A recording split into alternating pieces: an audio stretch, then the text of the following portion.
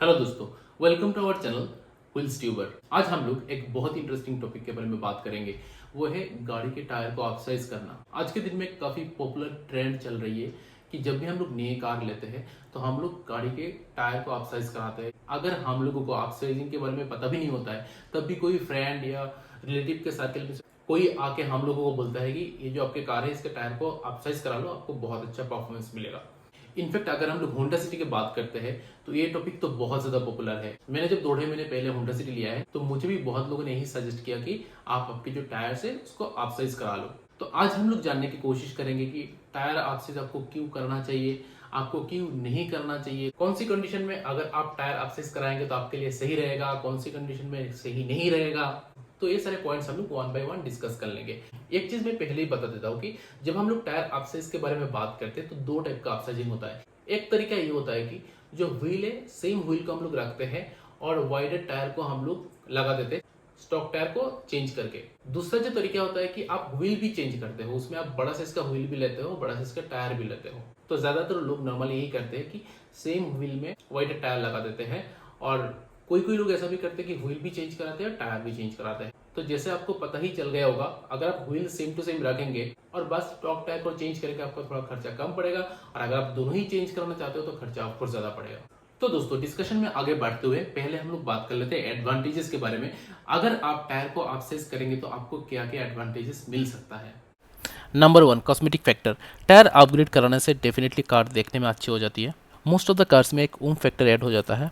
Tyre चौड़ा होने के कारण आपको रोड में ग्रिप अच्छे से मिल जाती है, और इसीलिए गाड़ी जब आप बहुत ज़्यादा हाई स्पीड में चलाते हैं, मान लीजिए कि 100 किलोमीटर पर आवर के ऊपर, तो आपको कंट्रोल और स्टेबिलिटी ज़्यादा महसूस होता है। Number three, safe braking. Larger tyre braking distance को कम कर देता है, और उसके लिए आप जब ब्रेक लगाते हो तो स्किड नहीं होता है, तो आपको बेटर सेफ्टी मिलता है। Advantage number four, easy cornering.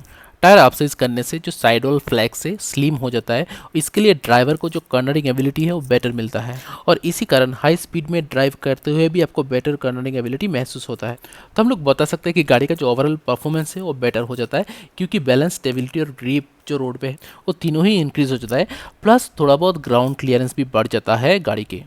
तो एडवांटेजेस के बारे में हमने बात कर लिया। अभी हम लोग बात करते हैं डिसएडवांटेजेस के बारे में।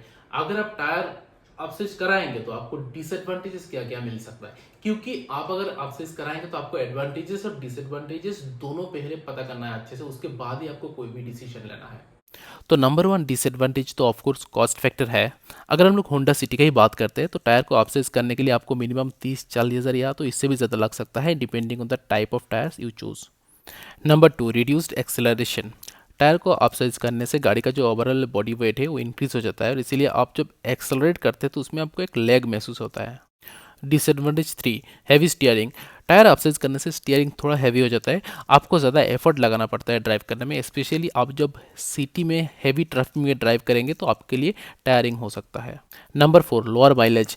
रोलिंग रेजिस्टेंस में इफेक्ट आएगा और आपका माइलेज थोड़ा सा कम हो सकता है टायर को अपसाइज करने से।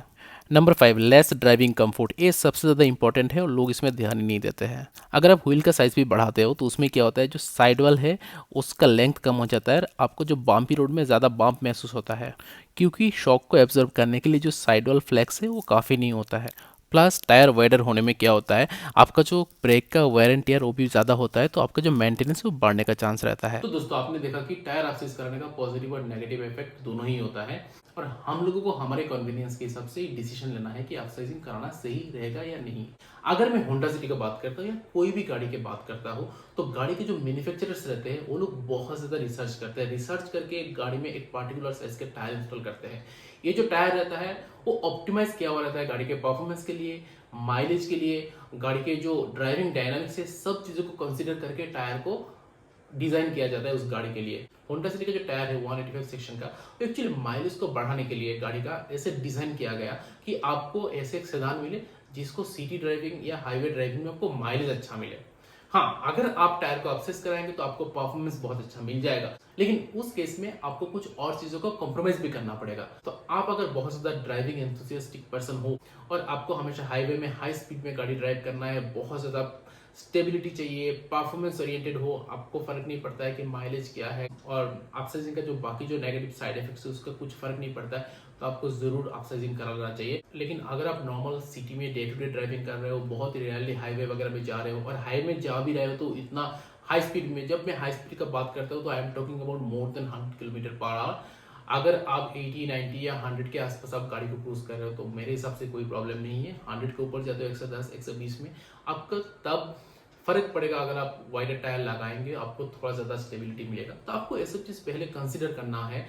बाय डिफॉल्ट जो स्टॉक टायर है that is good enough for day to day driving. मैं खुद ड्राइव कर रहा हूँ होंडा सिटी को, मैंने हाईवे में ड्राइव किया, मैं रेगुलर सिटी में ड्राइविंग कर रहा हूँ, मुझे कुछ फर्क नहीं पड़ रहा है, मुझे कुछ ज़्यादा परेशान भी नहीं हो रहा है। बट येस आई अंडरस्टैंड कि अगर मैं इसको अपसाइज कर लेता हूँ मुझे और थोड़ा ज़्यादा परफॉर्मेंस मिलेगा, मुझे और थोड़ा ज़्यादा गाड़ी में स्टेबिलिटी मिलेगा। और एक चीज़ है, आप जब भी टायर को अपसाइज कराते हैं तो उसका जो डेविएशन है वो 2% के नीचे होना चाहिए। आप कोई भी एक एक्सपर्ट के पास जाइए, आप पहले डिटेल्स में जान लीजिए, अपने तरफ से अच्छे से रिसर्च करिए, उसके बाद आप टायर अपसाइज करिए। अगर आप टायर अपसाइजिंग कराया और आपने रिकमेंडेड जो डेविएशन उसको क्रॉस कर लिया, कुछ गड़बड़ हुआ तो आपका जो स्पीडोमीटर है वो सही से काम नहीं करेगा, आपका जो एबीएस है वो भी सही से नहीं काम कर सकता है, टीपीएम में सही से नहीं काम कर सकता, तो बहुत सारे प्रॉब्लम्स एक्चुअली आ सकते हैं आपकी गाड़ी में। तो आपको केयरफुल रहना चाहिए। आपको अगर अपसाइजिंग कराना है तो सोच समझ के कराना है। If you really need it then you should go for it, otherwise please stay with the stock tyres. और एक ऑप्शन के बारे में आप सोच सकते हैं, आप जब नए गाड़ी लेते हैं तो आप इनिशियली उसको 3-4 साल ड्राइव करिए आराम से, 30,000 40,000 किलोमीटर तक ड्राइव करिए। उसके बाद जब टायर वायर एंड टियर होता है तब आप टायर को अपसाइज करा सकते हैं। उसमें क्या होगा, आपका जो खर्चा होगा इनिशियली खर्चा भी ज़्यादा नहीं होगा और आपका जो एग्जिस्टिंग टायर खराब हो जाएगा, जब आपको सही में चेंज कराना है तभी आप चेंज करा सकते हो। तो एक बेटर ऑप्शन आपके लिए हो सकता है। और अगर आप ऐसे ही यूट्यूब में वीडियो देख देख के कन्विंस हो गए कि स्टॉक टायर अच्छा नहीं है, तो आपको स्टॉक टायर सही में अच्छा नहीं लगेगा, क्योंकि हमारा माइंड ऐसे ही डिजाइंड है। ट्रेंड के साथ मत जाइए, आप अपने ड्राइविंग हैबिट को देखिए, अपने ड्राइविंग कंडीशन को देखिए, आप कैसे टाइप के ड्राइव करना पसंद करते हैं उसको आप देखिए, उसके बाद आप एक्सरसाइज कराइए। तो आई होप कि वीडियो आपको अच्छा लगा, इन्फॉर्मेटिव लगा। वीडियो अगर अच्छा लगे तो लाइक करिए, दोस्तों के साथ शेयर करिए और चैनल को सब्सक्राइब जरूर करिए। अगर आप चैनल को सब्सक्राइब करते हैं तो हमको मिलता है मोटिवेशन और हम लोग ऐसे आपके लिए और नए नए वीडियोस लेके आ पाएंगे।